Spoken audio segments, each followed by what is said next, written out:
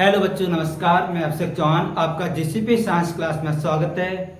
आज से हम स्टार्ट करने जा रहे हैं biology consoled paper set number first. इसके आगे हम आपको सातों सेट कराएंगे 2025 के, ठीक है। तो आज हम देखने जा रहे हैं कि सेट नंबर फर्स्ट केजी जिसका कोड है। तो हम पहले क्वेश्चन की ओर जा रहे हैं। पहला क्वेश्चन क्या कह रहा है कि लघु बीजाणु दानी की सबसे आंतरिक परत कौन सी है। लघु बीजाणु दानी की सबसे आंतरिक परत कौन सी है। तो हम ये देखेंगे कि ये लघु बीजाणु दानी क्या होता है, इसमें कितनी परतें होती हैं, तो इसको सबको हम डिफाइन करेंगे।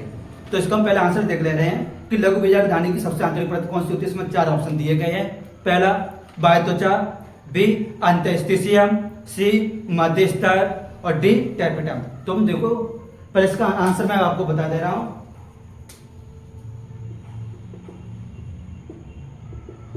इसका आंसर क्या है, टैपेटम।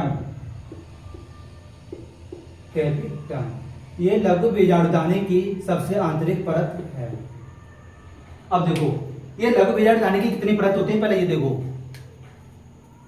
लघु बीजाणुदानी की कितनी परत होती हैं।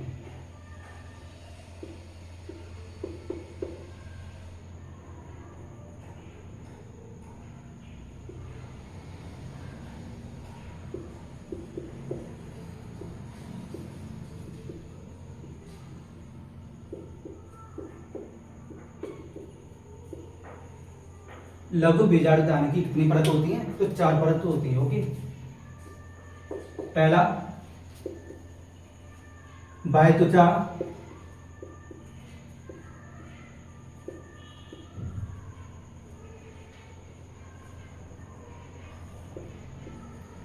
दूसरा अंतःस्थिशियम, अंतःस्थिशियम,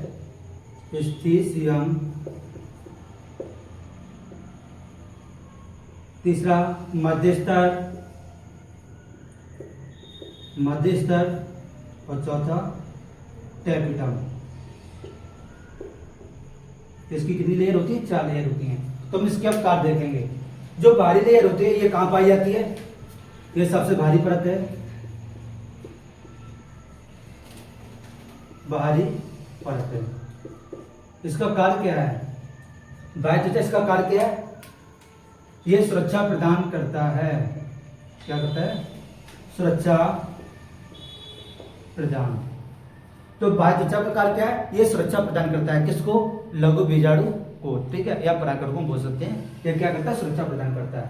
इसके बाद अंतःस्थिशियम, इसका कार्य क्या है, ये स्फुटन में सहायक है, स्फुटन में सहायक। इसका कार्य क्या है, स्फुटन में सहायता करता है। जैसे कि परागकोश का स्फुटन किसकी वजह से होता है, तो ये अंतःस्थिशियम की वजह से। इसके बाद मध्य स्तर, ये मध्य स्तर की कितनी लेयर होती है, 1 से 3, या तो 1 हो सकती है या 2 या 3, कितनी भी 3 तक हो सकती है, ठीक है। इसका कार्य क्या है, मध्य स्तर का, ये स्फुटन करेगा और पोषण प्रदान करेगा, पोषण प्रदान करेगा, ठीक है। थोड़ा बहुत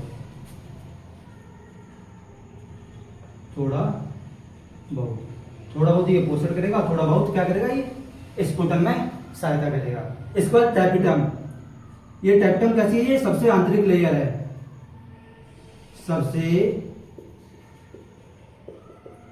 आंतरिक परत है। टैपेटम कैसी है, ये सबसे आंतरिक परत है।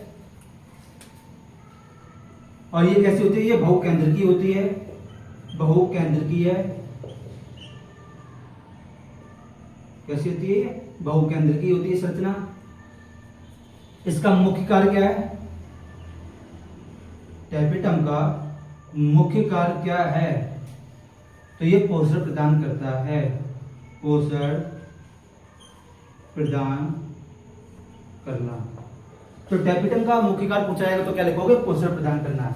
इसके और भी कार्य हैं। दूसरा कार्य क्या है, कैलेज एंजाइम को स्रावित करना, कैलेज एंजाइम स्रावित करना। और इसका तीसरा कार्य क्या है, स्पोरोपोलिन का निर्माण करना। ये स्पोरोपोलिन सैकेराइड क्या होता है, आपने परागकण की संरचना देखी होगी, तो जो परागकण की संरचना की जो सबसे बाहरी लेयर होती है जिससे बोलते हैं क्या, बायचोल। तो ये बायचोल किसकी बनी होती है, स्पोरोपोलिन सैकेराइड की बनी होती है। तो इस स्पोरोपोलिन सैकेराइड का सिक्रेशन कौन करता है, स्रावित कौन करता है इसको, तो ये टैपिटम करता है, ठीक है। तो ये क्या करेगा, स्पोरोपोलिन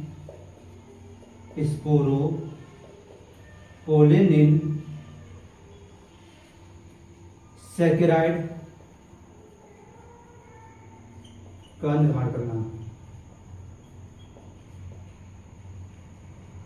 आप बाह्य त्वचा भी लिख सकते हो, ठीक है, या बाह्य त्वचा का निर्माण करना है, यहाँ लिख दे रहे हैं बाह्य त्वचा या बाह्यचोल, बाह्य त्वचा नहीं, ठीक है। बाह्यचोल का निर्माण कौन करता है, ये टैपिटम। तो इसमें सबसे ज्यादा इंपॉर्टेंट क्या है, टैपिटम। इस लघु बीजांड, इस क्वेश्चन से आपका ये क्वेश्चन ज्यादातर आएगा। जैसे कि अभी आपको ऑप्शन में दिया गया है कि लघु बीजांड की सबसे आंतरिक परत क्या है, तो टैपिटम। इससे एक क्वेश्चन ये बन सकता है कि टैपिटम का मुख्य कार्य क्या है, तो क्या लिखोगे आप, पोषण प्रदान करना। इसके अलावा टैपिटम एक कैसी कोशिका है, एक केंद्र की, द्विकेंद्र की, कैसी है, तो ये बहुकेंद्र की संरचना है। टैपिटम कैसी है, बहुकेंद्र की है, अर्थात इसमें अधिक केंद्रक पाए जाते हैं। इसके अलावा इसके अन्य भी कार्य हैं, जैसे कि कैलेज एंजाइम को स्रावित करना। सिक्रेशन किसका करता है, कैलेज एंजाइम। ये कैलेज एंजाइम क्या है, ये कैलोज की भित्ति को तोड़ता है। इसके बाद स्पोरोपोलिन सैकेराइड का निर्माण करना। ये स्पोरोपोलिन सैकेराइड क्या है, ये बायचोल का निर्माण करता है, किसमें, परागकण की संरचना में। तो ये आपका पहला क्वेश्चन हो चुका है। इसके बाद हम देखेंगे दूसरा क्वेश्चन का। इसके बाद देखने जा रहे हैं खंड का। इसमें क्वेश्चन क्या दिया गया है, वह प्रक्रिया जिसके द्वारा शुक्राणु शुक्रजनक नलिका से मोचित होते हैं क्या कहलाता है। इसका आंसर हो जाएगा शुक्रजनन। इसका आंसर क्या हो जाएगा, शुक्रजनन। और देखो इसके अलावा आपके 3 ऑप्शन और दिए गए हैं। शुक्राणुजनन, शुक्राणुजनन क्या होता है, इसमें क्या होता है, ये शुक्राणुजनन में क्या होता है, शुक्राणु या स्पर्म का निर्माण होता है, ठीक है। इसके बाद अंडाणुजनन क्या होता है, अंडजनन या अंडाणुजनन, इसमें क्या होता है, इसमें अंडाणु बनने की प्रक्रिया को अंडाणुजनन कहते हैं, अर्थात इसमें अंडाणु या ओवम का निर्माण होता है। इसके बाद वीर सेचन, ये वीर सेचन क्या होता है, इसमें क्या होता है, इसमें कृत्रिम रूप से वीर को माता की वजाइना में प्रवेश करा देते हैं, इस प्रक्रिया को कहते हैं वीर सेचन, ठीक है, ठीक है। इसका स्क्रीनशॉट ले लो। अब इसको देख रहे हैं खंड खा, खंड गा। इसमें क्या दिया गया है कि जीवाणु भोजी विषाणु में आनुवांशिक पदार्थ क्या होता है, जीवाणु भोजी विषाणु में आनुवांशिक पदार्थ क्या होता है। तो ये जीवाणु भोजी क्या होता है, जीवाणु भोजी विषाणु, ये क्या है, जीवाणु भोजी विषाणु।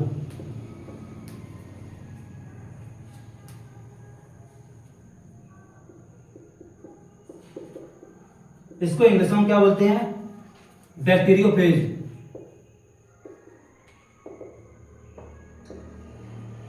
बैक्टीरियोफेज अर्थात ये जीवाणु भोजी, ये क्या है, एक वायरस है। सबसे पहले ये ध्यान रखो, ये क्या है, वायरस है।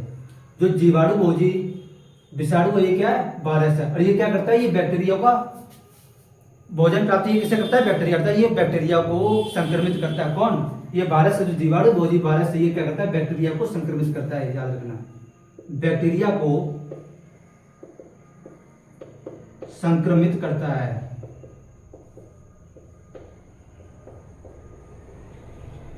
ये जीवाणु भोजी क्या है, ये एक बैक्टीरियोफेज है, अर्थात ये वायरस है। ये क्या करता है, ये बैक्टीरिया को संक्रमित करता है। इसमें आनुवांशिक पदार्थ क्या पाया जाता है, आनुवांशिक पदार्थ 2 होते हैं, डीएनए और आरएनए। आनुवांशिक पदार्थ कितने होते हैं, 2, डीएनए और आरएनए। तो इस बैक्टीरियोफेज में आनुवांशिक पदार्थ क्या पाया जाएगा, डीएनए। इसका आंसर मेरा क्या हो जाएगा, डीएनए। ऑप्शन कौन सा है, पहला, ठीक है। आरएनए किसमें पाया जाता है, अधिकतर पादपों में पाया जाता है। और ज्यादातर वायरसों में आनुवांशिक पदार्थ क्या होता है, आरएनए। ज्यादातर वायरसों में आनुवांशिक पदार्थ क्या होता है, आरएनए। और कुछ में क्या होता है, डीएनए होता है, ठीक है। इसके बाद हम देखने जा रहे हैं खंडगा। तो खंडगा क्या दिया गया है, ये पहले इसकी छोड़ दे, इसके बाद बता रहे हैं। इसके बाद क्वेश्चन फर्स्ट का गा खंड, ठीक है। इसमें क्या दिया कि आणविक कैंची किसे कहते हैं, आणविक कैंची किसे कहते हैं। इसका ऑप्शन दिया गया न्यूक्लियस, प्रतिबंधन एंजाइम, पॉलीमरेज एंड लाइगेज। तो इसका आंसर क्या हो जाएगा? प्रतिबंधन एंजाइम, प्रतिबंधन एंजाइम। इसका दूसरा नाम क्या है? प्रतिबंधन एंडोन्यूक्लिएज, प्रतिबंधन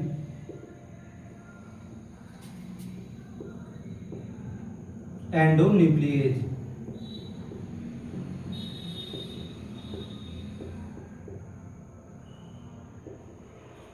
इसको हम क्या बोलते हैं? आणविक कैंची बोलते हैं। ठीक है, आणविक कैंची। इसके बाद होता है, ये 3 एंजाइम पाए जाते हैं जो क्या करते हैं? ये डीएनए को खंड करते हैं, काटते हैं। कौन कौन से? एक एंडोन्यूक्लिएज, एक्सोन्यूक्लिएज,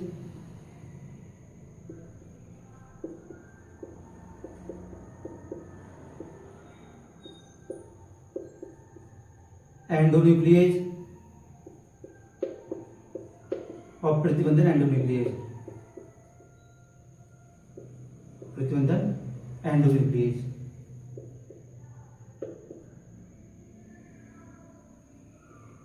एंडोन्यूक्लिएज। तो ये कितने एंजाइम पाए जाते हैं? 3 एंजाइम होते हैं। ठीक है, पहला, दूसरा, तीसरा। ये एक्सोन्यूक्लिएज, इसका करके ये सपोर्टेड, ये क्या है? डीएनए है। ये क्या है? डीएनए की संरचना है। ये मान लो, ये डीएनए की संरचना है। तो ये एक्सोन्यूक्लिएज, इसका कार्य क्या है? ये डीएनए के सिरे से काटता है, ये डीएनए के सिरे से काटता है। तो यहां पर लिख दे रहे हैं, ये क्या करता है? एक्सोन्यूक्लिएज का कार्य क्या है? ये डीएनए के सिरे से काटता है, डीएनए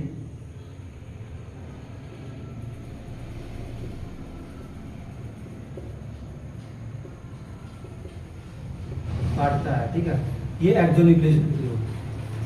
एंडोन्यूक्लिएज का कार्य क्या है? ये बीटा बीच से काटेगा, बीच से।